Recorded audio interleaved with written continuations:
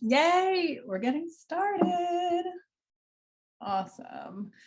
Welcome, everyone. It's great to see you joining here. And this is how to revive your energy and support your clients in 2022. So my name is Lisa Danilchuk. I'll introduce myself a little bit more in a moment. It's January 12th. It is 2022 already. Can you believe it? And we are recording. Let me just double check that to make sure. Yes, we're recording. So welcome. It's great to have you here. It's great to be able to connect in this way and nice to meet some of you. So some of you I know quite well. Some of you are new to me. So it's nice to meet you. My name's Lisa Danilchuk. Pronounce it Danilchuk. You can just say Daniel and Chuck together if it's a challenge. I am a licensed marriage and family therapist here in California. I do a lot of somatic and body-based work, and I'm really passionate about using yoga and trauma recovery, as some of you may know. So in terms of like letters after my name, I'm an experienced registered yoga teacher. They're sort of strange letters if you're not in the world, a certified yoga therapist, and also a Yoga Alliance continuing education provider. I, like some of you on this call, have taught yoga teacher trainings and been in the yoga community for a long time now. So I'm also the founder of the Center for Yoga and Trauma Recovery, where we offer training, and the author of 3 books. Good news is I'm going to give away at least 1 book at the end of this webinar, so stick around. I'm excited to pass that on to you. Lots of work and lots of stuff went into those 3 books. Also this year, I'm the president of the International Society for the Study of Trauma and Dissociation. So we're not going to talk a lot about dissociation in this particular webinar, but I hope that it's something that you've heard of. I hope that it's something that you're learning about and incorporating into your awareness. Even though we're not talking about it directly today, a lot of what I'm going to suggest for you in terms of supporting you and your clients is about just being sort of dissociation aware and working with that aspect of our nervous system, I'll just say for now. So I'm a graduate of Harvard and UCLA. Go Bruins, any of you out there? I think we might have a few on here. So I'd love to hear from you, and I can see some of you guys just logging on now. You can pop it in the chat. Where are you joining from? I've gotten messages from folks in New Zealand and all across the world, California. We've got New York City. You can pop it in the Q&A box too. Australia, cool. Either way works. I'll just look at both. New York, Los Angeles. And are you a yoga teacher, a counselor, an allied health professional? What's your jam there? Also, let me just make sure I'm monitoring both of these here. Okay, we got Minnesota in the house. Thank you very much. On a scale of 0 to 100, how burnt out do you feel right now? Therapist and yoga practitioner. Okay, LMHC, LCSW, Winnipeg, Manitoba, Canada, yoga teacher, psychologist, Oakland, California, personal fitness trainer. Take 3 to 5 breaths, Julie. Nice to see you here. South Africa, yoga teacher and coach, substitute teacher and personal trainer. Sweet. So anyone feeling burnt out, like a little bit or a lot? Because I feel like I've been part of a lot of conversations where people, even going into this year, I saw a meme that was like, have an okay new year. Like, let's not aim too high. Just have an okay new year. Burnout scale 97. Hi, Bethany. Nice to see you here. Yeah, right. I think for most people, it's pretty high. I did an Instagram story the other day, and the average was like, it was like one of those little sliders, right? And the average was like 20, like how much energy do you have? It was like 20%. I think our batteries are pretty low. So I'd encourage all of you to think and pop it in the chat or the Q&A box. If you want to be confidential, not everyone can see that. How do you want to feel just at the end of this, like 45 minutes from now? What's like one word that captures how you want to feel? So when I was putting together this webinar, the word revive really stood out to me. And then this morning I woke up and totally separate, kind of, before I was even thinking what I was doing today, was thinking renew. Like renewal sounds really nice right now. These flowers that are blooming on my table that are like perfect image of renewal. So you can write that down, think it to yourself, or pop it in the chat to solidify just how you want to feel moving forward. And then I'll just invite you, because I know the world we live in, and it's part of the whole practice. It's part of pretty much everything I do here. Just going to close out all the Q&A and chat boxes so I can see the screen. So yeah, I'm actually practicing it, is to practice something called dharana, which is single pointed focus, right? So rather than have all the boxes open, the phone, the watch, the everything that beeps, like shut it down best you can and just try to, I had a great time doing this yesterday, actually, commit to doing one thing at a time. So be here now, close out tabs so your screen can function, go full screen, put your audio up, and just enjoy this time together as close as we can be during this wonderful time. Another just reminder before we go into the material, and today is pretty much all about resourcing, but sometimes I talk about trauma. I'll just mention it a little bit today, or things that are challenging. So it's always helpful to have a touch point, especially like before we start to go into something that's challenging or might be overwhelming, to come back to a resource. So many of you on here know I love nature. I love going outside. Might not be your jam for everyone. Maybe you prefer a cozy bed. Whatever it is that brings a little bit of a sense of comfort or peace to you, and encourage you to anchor that into your awareness for the purpose of this workshop and just in an ongoing way. And we'll kind of circle back to this theme as we move forward and through all of these. So this is what we'll cover today. You're going to walk away with at least 5 tools. And I realize that within each 5, there's probably like 20 more. So I'm going to give you a lot of suggestions, kind of like my second book. It's just like a lot of suggestions for things that might help. My hope is that even one of those things is going to stick with you in a way that really makes a positive impact on your life today, for the next week, and hopefully throughout 2022. So listen with open ears, see what lands within you, see what sparks something. And my hope is that you'll be able to carry that forward in a way that supports you and helps you continue to support other people, because pretty much everyone on here is supporting family, supporting friends, supporting clients, supporting students. So it's a lot, and I recognize that.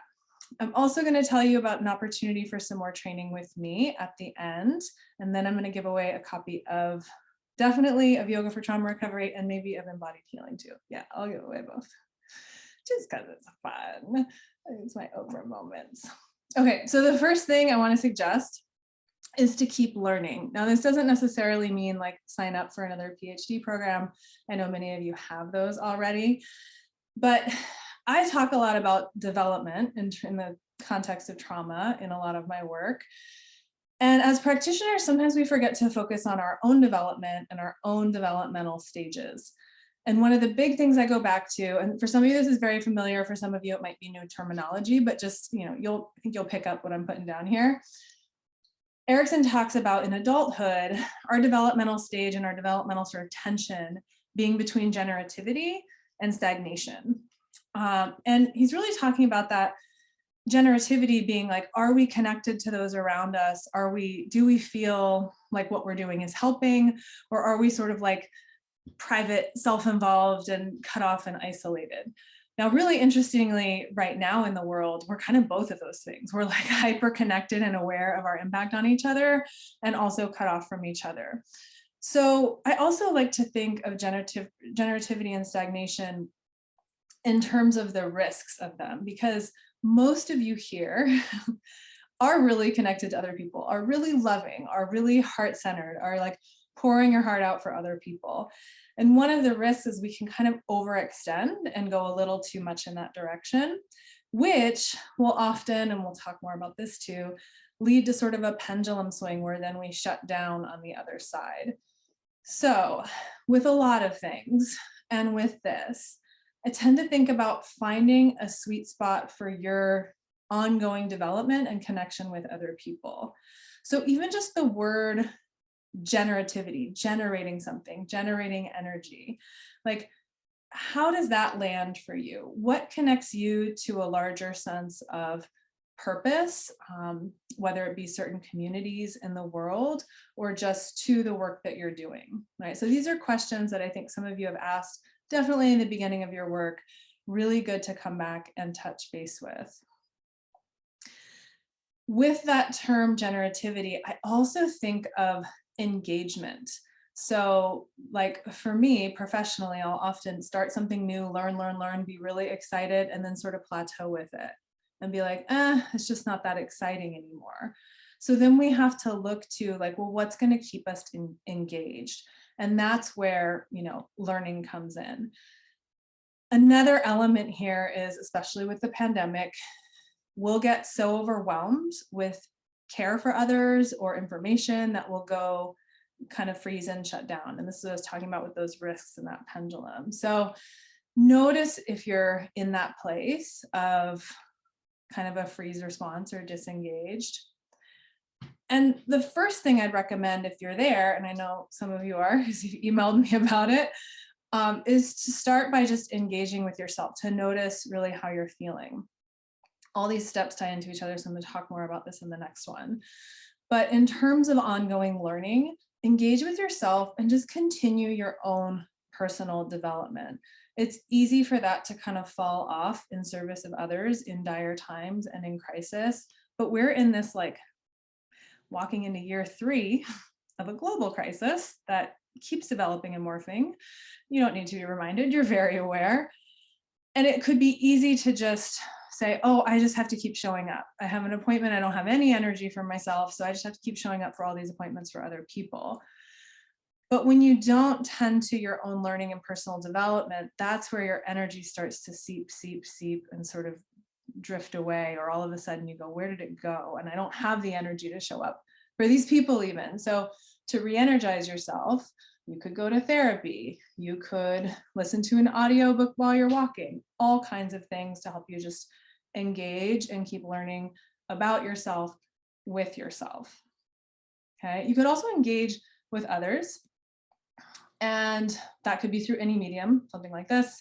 We have tons of technology for this today, to just be able to then speak the truth of what you're feeling. So when I'm saying stay engaged, it's like there's an actual honest connection there, right? And to ask questions of like, well, how's everyone else doing? I mean, even in preparation for this workshop, I was just asking more questions of people in general, like, how are you? And then, the second and third, how are you really? And how are you really? And what else is there? So that can just leave an opportunity for the truth to rise to the surface. And often there's some amount of relief that comes with that. Yeah. So keep learning, even in the very simple way, like you might want to learn to draw or something. Sniff out whatever brings for you a feeling of expansion, a feeling of curiosity, something that has some sort of energy to the process. I talked a lot about this when I was running ultra marathons, which I haven't really done as much lately, that it was just like, there was an excitement there. Like, I just want to run 50 miles. Like, not everyone feels that way, clearly, but there might be something that for you, you're just like, I don't know why, this just sounds interesting, right? So I'd encourage you to follow that, even if it seems wholly unrelated to your career as a mental health professional, a personal trainer, if you're working in the Department of Justice or social services, if you're working as a nutritionist, whatever that is, right? What is going to make you feel a little more of that life internally? So I'll give you a great example. And then the question I'll have you walk away with here is just like, what keeps you engaged with life, with yourself, with others? And this is my little example. This is me and Alex. Alex is my partner. Some of you know him. Some of you on here have even met him in person. And one thing we did last year that was actually really engaging and very meta, like there were a lot of levels to it, even though you wouldn't necessarily think, we took an Argentinian tango class. We took it online, and then we ended up going to a studio and doing a private with the teacher as well. And it was really interesting because here's this like somatic thing, right? All into yoga, and I love dance, but it was new and it was different, and it was a new way for us to communicate with each other with our bodies in terms of leading and following. And we just did really basic stuff. But it was so fun to be a beginner, to stumble a little bit, to do it together, to have to communicate through our bodies and our eye contact, and just to like freshen up. Oh, it made me think of all these other things and how it relates to my work, because I feel like everything relates to my work. Maybe you feel that way too, especially if you work with humans. But here's a picture of us just posing with our little move. And it was fun because we got to, one person leads, then the other person led, and maybe one day we'll perform for you. No time soon, but I'll keep you posted. All right, so keep learning. My second suggestion for you is, as I mentioned at the beginning of this workshop, practice dharana, or single pointed focus. So for the non-yogis in the house, dharana we tend to translate as meaning single pointed focus. We can go a little bit further to call it a collection or concentration of the mind, holding, bearing, wearing, supporting, maintaining, kind of maintaining that focus, maintaining memory, steadfastness. So the word comes from da and ana, meaning to hold, carry, maintain, or resolve. So dharana, single pointed focus. I've had a lot of people tell me in the past year, especially, that it feels like it's really hard to focus. I know I have things to do, but I just can't get the energy to do them. And the next few things I want to share might help with that. There's something called interoception, which is, some of you have heard this term before, it's like being aware of what's happening in your body, right? As yogis and as therapists, we tend to develop this skill and get really good at it. It's about being aware of how you're feeling internally. That might even just be your temperature, like my feet are cold right now, which is why I have socks on. It might be your emotions, that you're hungry, and just all these little subtleties, like, oh, I've got like a little buzzy feeling in my ear, or right, just really being attuned to what's happening inside, being aware of yourself and your internal processes. Okay, so got an emotion wheel over here on the side. There's tons of word banks. If you go into search online, emotion wheel, all kinds of suggestions for words you might use to describe your emotions. And then we can go even further into kind of somatic tracking and all the words we use there. So interoception, building that is super helpful. And what happens with a lot of us who are very internally focused is we actually don't do as much exteroception, which is being aware of what's happening outside of us, being aware of our surroundings. So think about for yourself, if you're someone who's oriented to, like if you're in emergency services, your interoception might be a lot less than your exteroception. You might always be aware of what's happening around you at all times, but not so aware of how you're feeling. I think the yogi therapist side of things, we tend to be very aware of what's happening internally and maybe not as attuned to the external environment. So exteroception, being aware of your surroundings, being oriented in time and space and environment, and being aware of others, which yes, many of us are tracking that. But I think this one's super helpful amidst everything that's going on in the world, because there's so much information we're taking in through media that we're aware of in terms of trauma, in terms of suffering, in terms of loss, in terms of just everything the world is going through and processing right now. And I mean the pandemic, but layers and layers of other things. Social systems are in upheaval, right? We're looking at, especially here in the US, racism and like all the trauma that comes with that, colonialism around the world, all the trauma that comes with that. People are really in a place where we've dug up a lot. And if you go inside and notice, I'm feeling really overwhelmed, that makes sense. A super helpful tool can be, you know what, if I actually look around my immediate environment right now, it feels pretty peaceful. And that might not always be the case, but when it is, which sometimes it is, there's a lot going on in here and we're digesting and you're logging into social media and seeing all the posts and things that people are feeling and struggles that are happening. If we can actually reset to, it's kind of quiet here right now. Oh, there's wind going through the trees, and I just heard some birds and haven't really heard those for a while because it's been winter. Like those kinds of present moment cues can make such a huge impact on our entire experience of the moment. And every little choice that we make along those lines can be a shift in an entire different direction. So a lot of you know this on here, cognitive psychologists and cognitive behavioral trained, we can snowball. We can go like, one person told me this, and that means I saw this on the news, and what's going to happen. And right, we can really go down into some dark places, and we're not in a place where we have a lot of external stimulation to interrupt it, like we do in sort of pre-March 2020 life.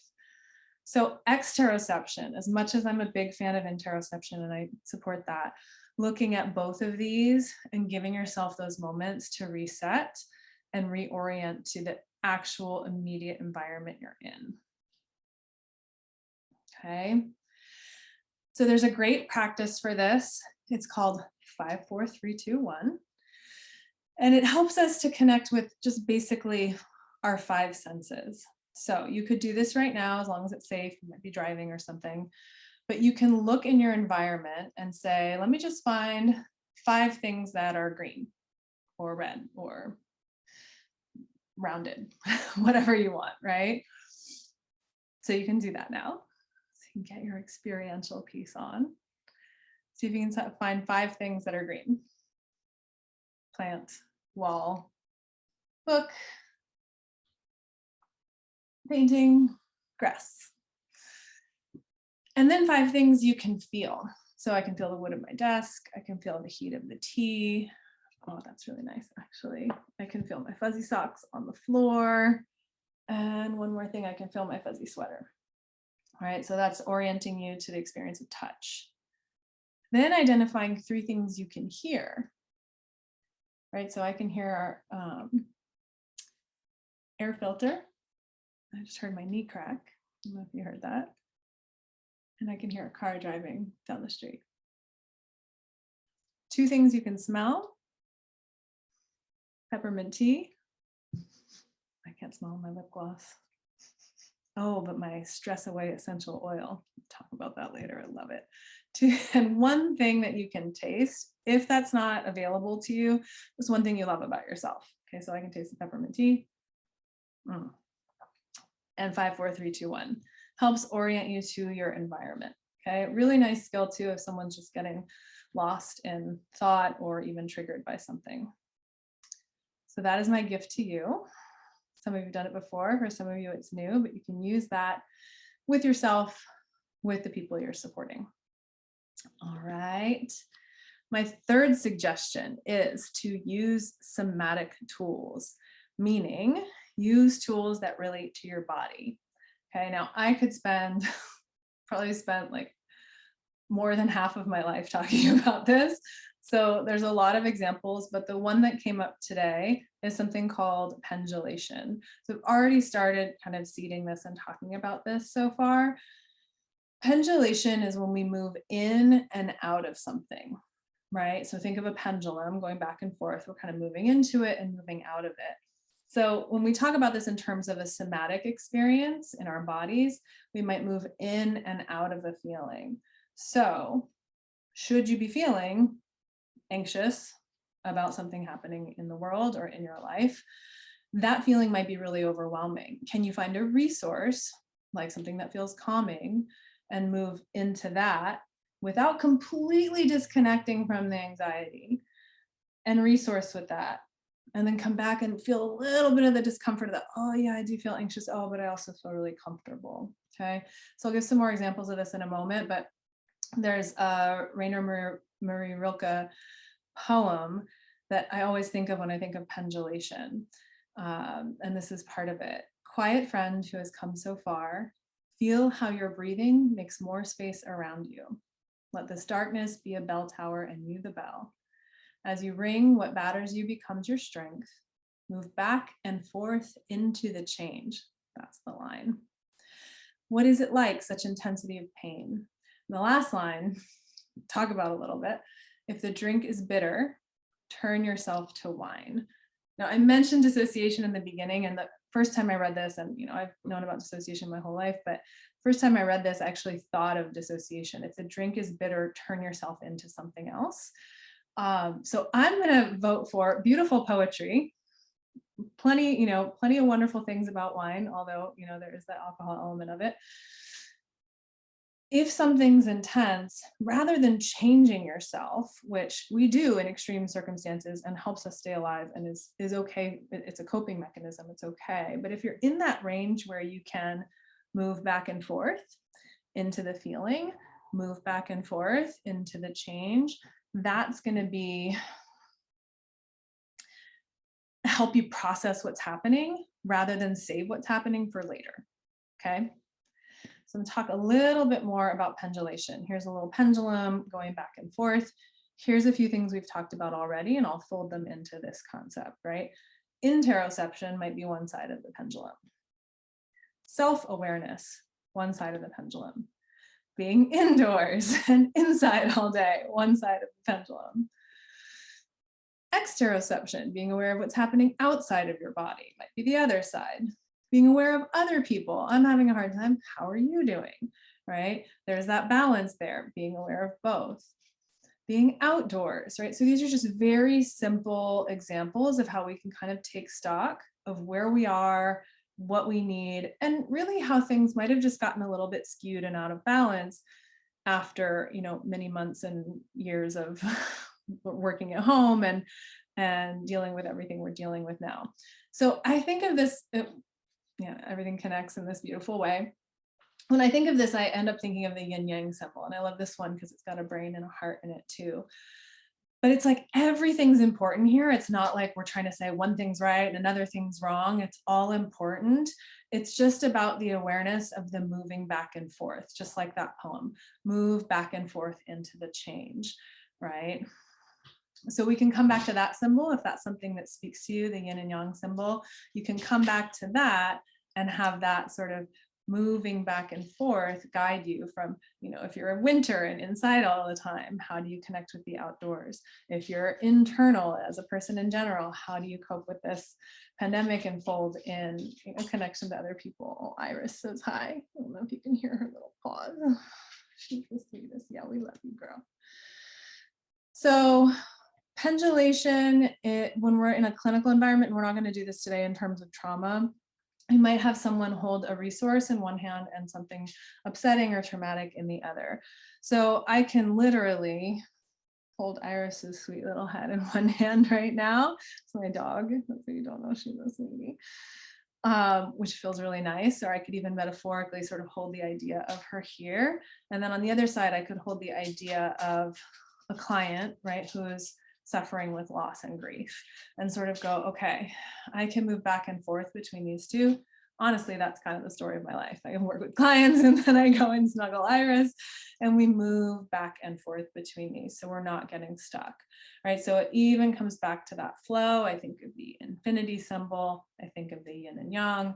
Might just be simple for you, especially if this is a new concept, to think of that pendulum swinging back and forth. So move back and forth with the change. All right, how are we doing on time? Good. I've got 2 more suggestions for you. And as you can see, every suggestion is ripe with other suggestions. And this one is just to fill your cup daily, right? So do things that feel loving towards yourself. Fill yourself with love every opportunity you get. So I love the saying, you've got to nourish to flourish. So if you're going to keep helping other people, hopefully you have your own support team and people who are supporting you too, and there's some reciprocity happening, but there's also just those little choices we can make. And some of these, like, we're talking about all kinds of things here, like somatic tools and theory and developmental stages and all of that. These I feel like are very simple and granular and unique to each of us and changing over time. So I'll tell you what's working for me, like, since the holiday break. I wrote an email about this, maybe you read it. Face down Shavasana. Many of you know Shavasana, lying in your back at the end of a yoga class. Face down Shavasana is when you put some bolsters or pillows down and lie face down. And for me right now, it's just gold. It goes with the season, winter, where I am, right? And it helps to kind of soothe your nervous system. So if you were feeling like really, really low or underactivated, you might prefer to stay on your back or do something with a bolster under your chest. But this one is just feels like gold to me right now. Also, I don't know if you know, I feel like there's a secret club of people who know about this. Stress Away essential oil, no affiliation. Maybe one day I'll have an affiliation with them, but I don't have it right now. That essential oil is amazing. I have a neighbor by my office who uses it, and I've asked for years, what is that? It smells so good. And I don't know why, but I've just never actually got it for myself. So for Christmas, I got a bottle for myself and I have just been obsessed with it. So maybe you love it too. Maybe you know, maybe you want it. This is just what's working for me in these little ways. I literally put it in my hand and I smell it and I'm like, oh my God, the world is an amazing place. Like it really helps me.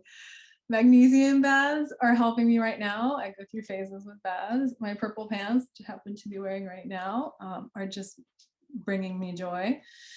And also, especially with the sort of new year moving out of one year and into a new one, I'm really digging going easy and letting things be unfinished. So there's a part of me that like September 2021 comes and I'm like, New Year's resolutions. Maybe not resolutions, but goals, intentions, things you want to create. There's a part of me that's like very Aries, wants to go full force and just create all the things. But right now, what's really working for me is just letting things be unfinished and being okay with that.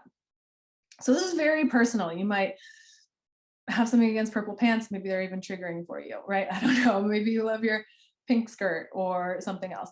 But they're very simple. And for whatever reason, they just happen to be feeding me at a soul level right now. It's probably not going to stay that way forever, but it's great to have those things. So what's working for you? And this is something we have to renew and continue to ask. Physically, do you need a little more movement? Do you need a little more rest? Do you feel like you have a balance of those?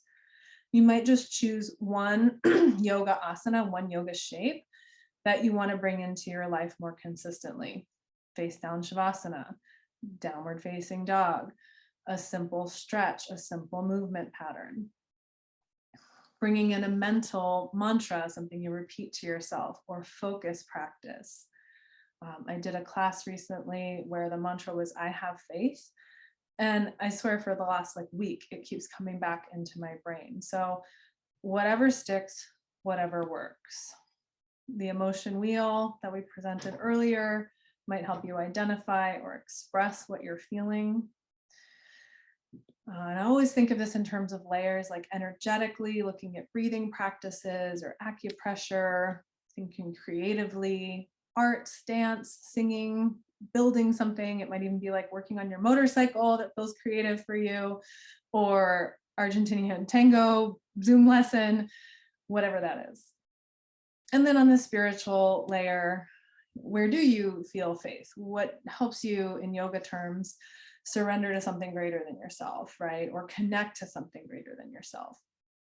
So again, for the point of this number 4 of filling your cup, this is just about simple daily habits. Something that's like, that sounds nice. I want to smell my essential oil. I want to wear my purple pants. I want to do face down Shavasana, right?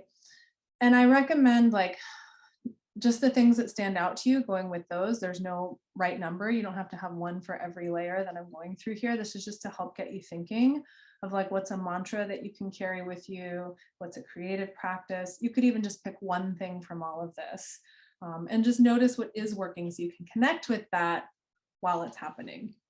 Yeah. Okay. Last thing, and this kind of connects everything together, is to dive deep into something. So of course, as we mentioned with pendulation, there's going to be another side to that.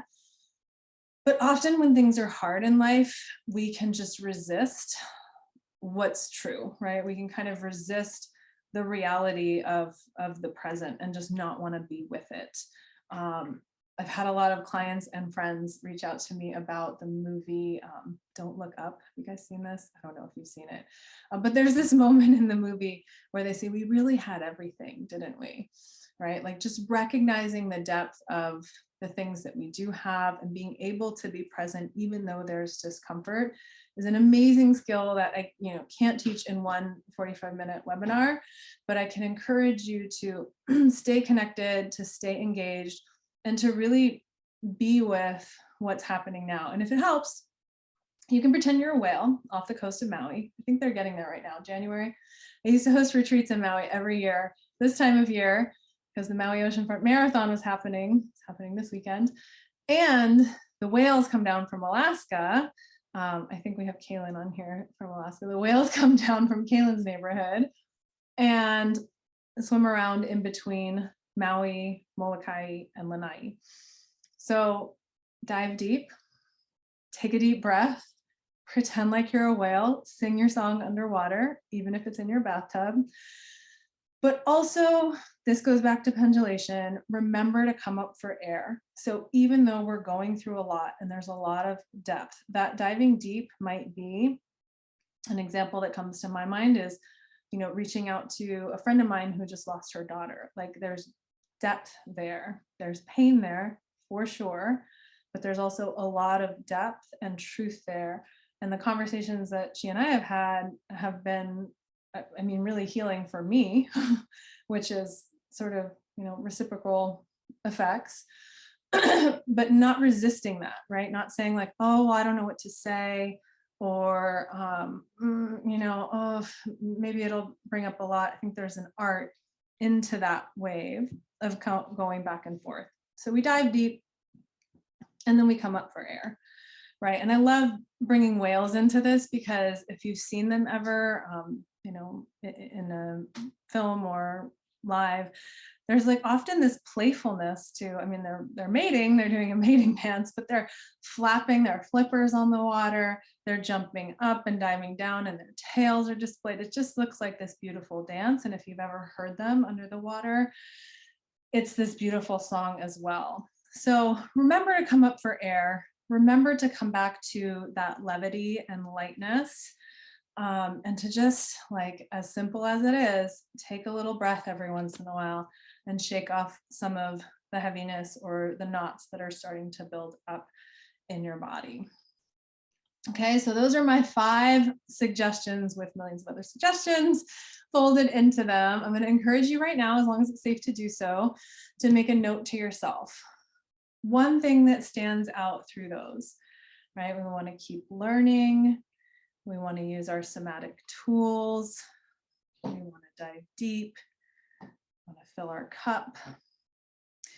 Whatever it is that's landing for you, one insight or practice that you want to carry with you. And you can drop it in the chat or the Q&A box since I lost you. And I'll open those back up in a minute.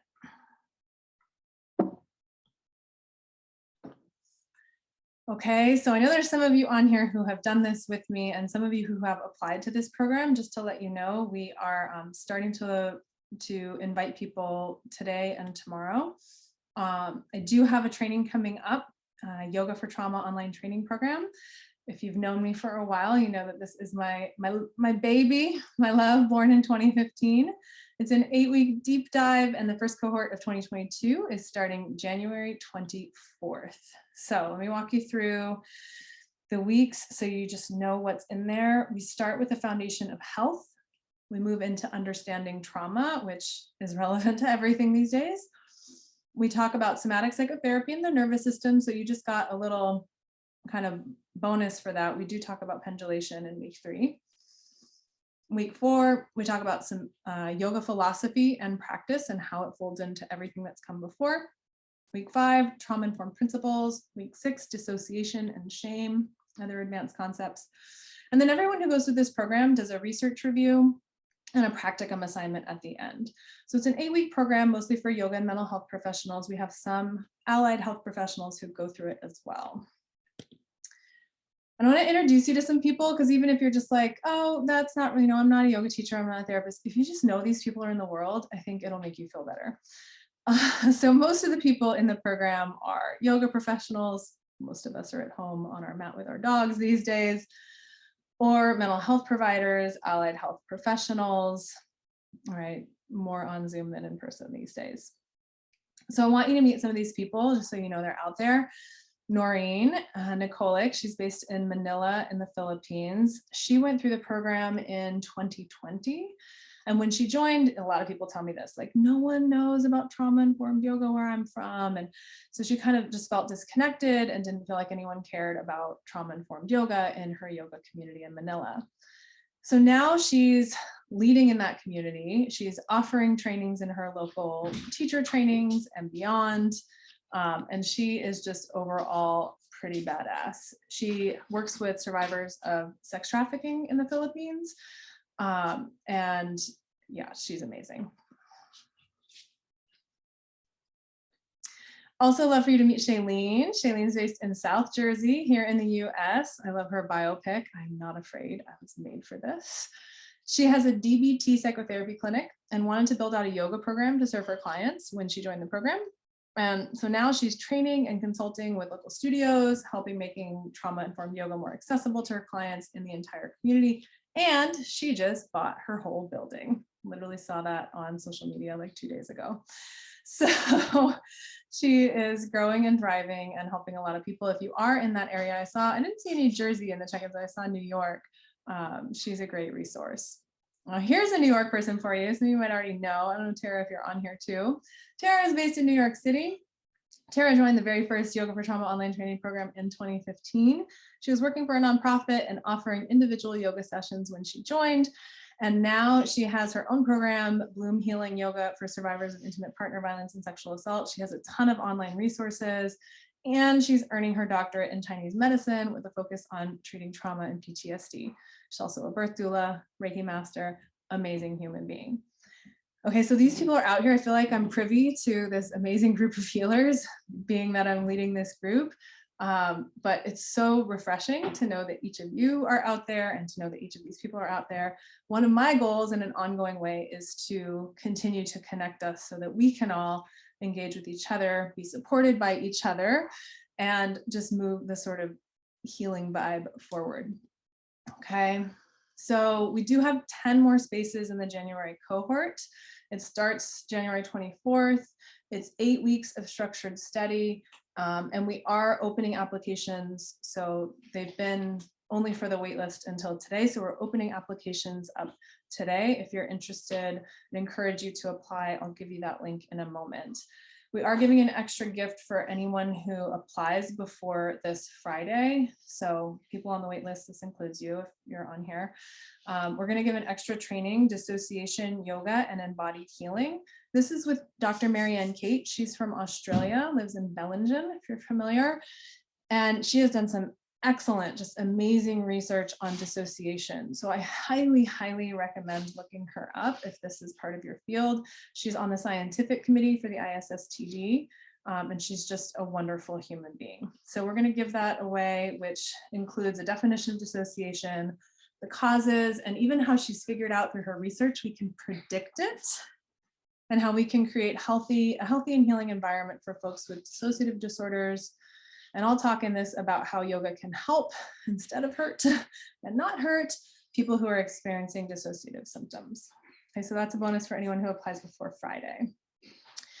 So if you want to get into the program, it's just howwecanheal.com/Y4T. As I said, we've opened up applications to the public as of today. So you can just click the button on the page, apply now. It'll take you to the application.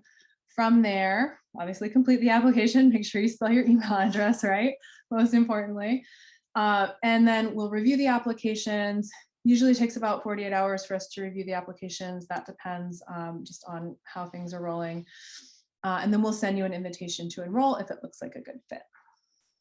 Okay, so we covered so much. How are we doing on time? Oh my God, 1 minute, perfect. We covered the 5 tools you can implement that will enhance your healing practice in 2022. That is keep learning, practice dharana, use somatic tools, fill your cup, take a deep dive, and come up for air. Be a whale in Maui. That's my goal. I covered the opportunity for more training with me. Love, love, love. I know there's some of you on here who are in that community, the Y4T community. Love you guys. Love you all. I definitely have one more thing for you before we wrap up today. So thank you. for being here with me and for your time and attention. I have written 3 books. These are the covers. I only have like 10 left in my print stack of Embodied Healing. So I'm going to send someone this actual copy of Embodied Healing. I'll just take a moment to think of a number. And then go ahead and let's use the Q&A box. You can get to that function. I'll give you a second to open it. So I'm going to have you put your email address, your name and your email address into the Q&A box. That way I can follow up and contact you with the book. So 3, 2, 1, drop your name and email into the Q&A box and I will call the winner. I have a number in mind. Give you guys a second. And then I'm also going to do an embodied healing, not an embodied healing, a yoga for trauma recovery. Okay, now I got to figure out how to scroll. It's like the bane of my existence, scrolling.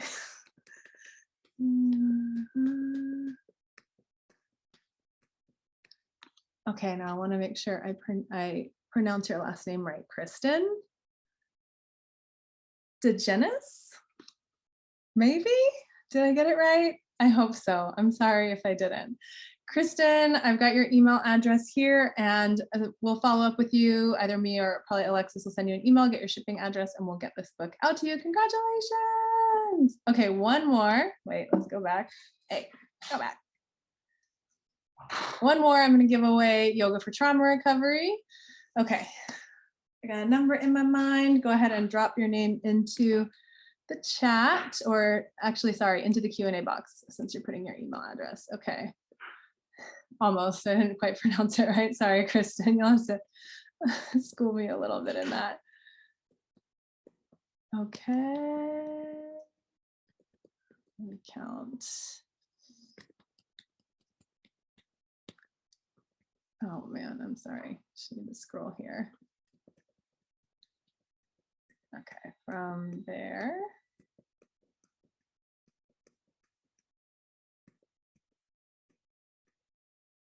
We have Caitlin Kirstez. You would think, because my name's so hard, I would be able to pronounce everybody else's last name perfectly. So sorry for butchering your last names. I empathize with your experience because I have it happen to me as well. Caitlin, congratulations. We'll be sending you a copy of Yoga for Trauma Recovery. And hello, I see so many familiar names here. Love it. Love you guys. It's so nice to be here with you. Oh, hi, Julie, Heidi, Amanda, Tammy. Great to see you here. Alex. Nice.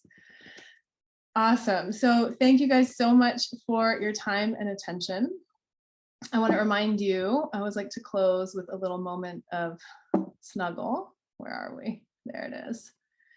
Just remind you to take care of yourself and each other. We don't have to even say it. We know it's tough times. So any moments where you can feel like this sheep and this goat snuggling up next to someone or something neutral even or positive, just go with that. I encourage you to keep pacing, take your time, keep breathing, and keep taking care of yourselves and each other.